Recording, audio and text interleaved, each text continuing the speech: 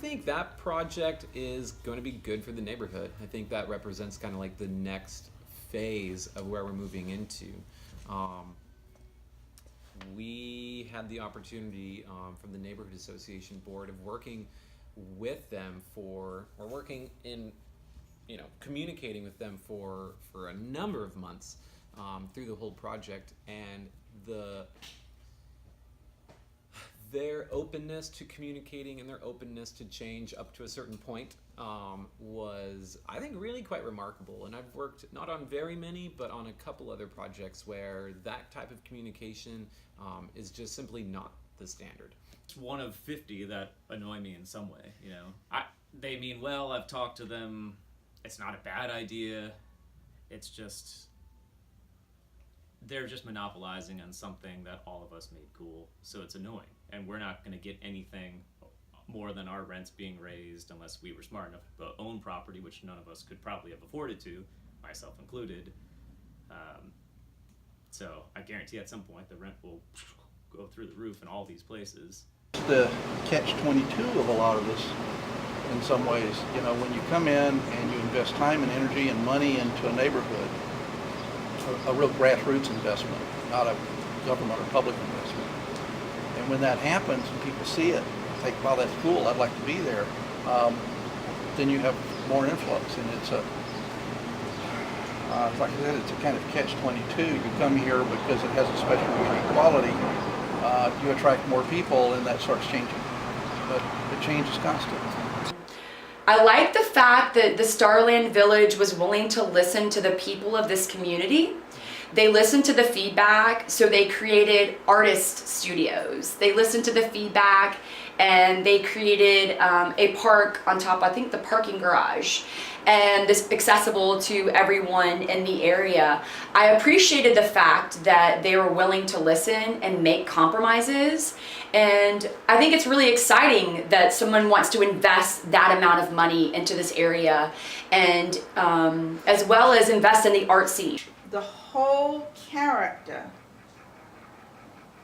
of Bull Street, and whether they like it or not, whether Mr. McCorkle will, although he has in front of WTOC's television cameras admitted, there are 2 other properties that offer the same potential as this property that could be developed in the same way. And if you line Bull Street with 5-story buildings, what are you doing to the character, to the historic character of the building? I think is the right project for where this neighborhood will be in the very near future. And I think that's a really critical way of thinking, is that project will take a significant amount of time to create, to build, and then to sort of ease in to the neighborhood. And once it does, this will all be different. We'll have 4 or 5 more restaurants. We'll have 24 more houses in this little area built. We'll be in a very different spot, and so to play catch up at that point, I think it's okay. It's a little bit, probably a little bit like of a bigger project than we're expecting right now, but I think that's okay.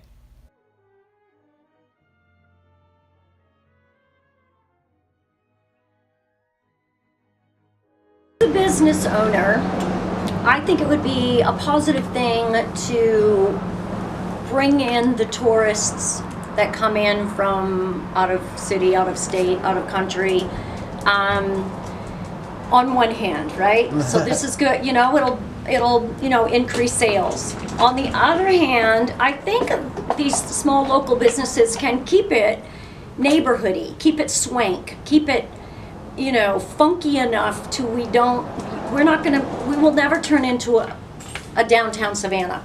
If you're a business owner here, to some extent anyway, you're going to want that. Businesses that are here, print paper like this, studio, brewery, they can't survive on the people that live in this neighborhood. You've got to have more people coming here. You've got to have more customers. And so there's going to be more of that. There is that concern. developers need to be aware of the impact that they put on this area. As long as it's complementary to the other businesses, I think it's a good thing. I think that it would take years for that to happen. Years. When I worked at Zia, in May and October were our busiest foot traffic month, and we would have maybe 200, 250 people walking through the shop every day. And I can't imagine this area, it would take 5 to 10, 15 years for something like that to even happen, if it would. I'm highly doubtful that it would become the next Broad Street. Saying that I don't want to see more visitors is incorrect, and I think that's sort of asking for this place to stop, this place to stagnate. Also, I think it's really crucial to sort of like to consider like what are things that I want and what are things that I know are going to happen, and like what are kind of like the inevitability or the inevitabilities of this area, and what are things that I can actually do and actually work on. And so, you know, so tourists and visitors are going to come down to the Starland district. So I really can't do anything about that. What I can work on is what do we want to be highlighting about this area when they come down here? What have we learned from downtown that we don't want to necessarily replicate, or that we do want to replicate? What is the theme of this area, and how do we sort of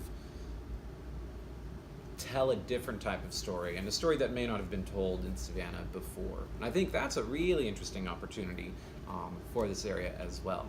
There's a lot of interesting history in Savannah that's not highlighted, and Starland has just as much as anywhere.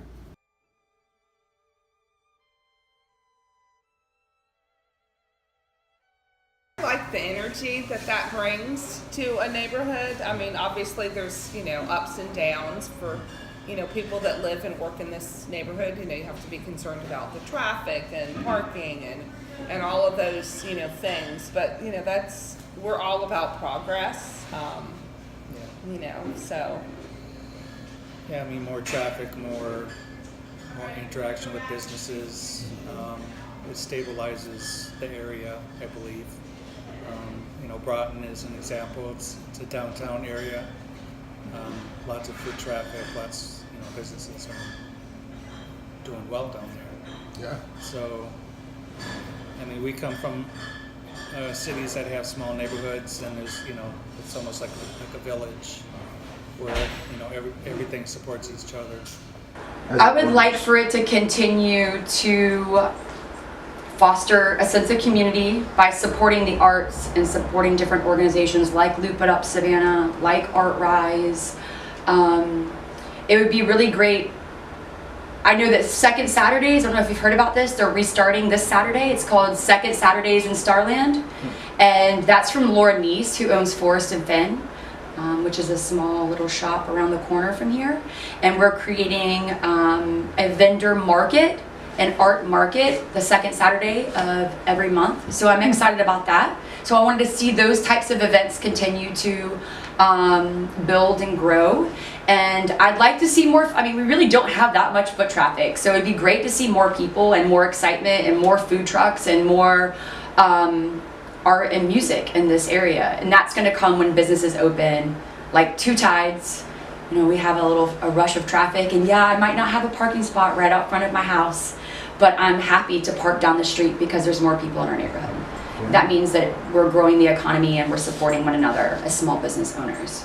One of the things about Starland Village is that at least a lot of the customer base you'll have here will be resident. So part of what we're trying to do with more residential housing is have more people living in these areas, and that helps offset some of the impact of visitor traffic. It doesn't mean that you don't have visitor traffic or don't want it, but if you've got someplace like River Street, which has virtually no resident population, and everything is just the tourism population, then you've got a very different feel to the place than if you've got a strong resident population here. So I think you're going to get some of that. Also, looking back historically, I think it's interesting to put this all into perspective of sort of like civilization has ups and downs. You know, states have ups and downs, cities have ups and downs, and neighborhoods have ups and downs. And they, you know, they all kind of fluctuate in different sort of ways, but are cyclical. And we are in an up that will eventually not be an up, and it would be a down. And I think that's another reason that I'm very supportive of new developments being built right now, is that the developments being built now will be the bones of the next resurgence. And I'm not talking about maybe in 15 years, but I'm talking about like in 30, 40, 50 years. The Forum Group project, let's say it gets built and it's awesome and it works for 20, 30 years, and then this whole area kind of doesn't really move on, and Savannah has a big depression in the area. Let's say, I don't know, Gulfstream moves out, and then the airport closes, and the military leaves, and SCAD goes to Atlanta. That would suck. Yeah. The city turns back into a ghost land. As it grows up again, these become the new bones. They become the new, you know, Broughton Street, the new revitalization, the new repurposing. And I think that's great.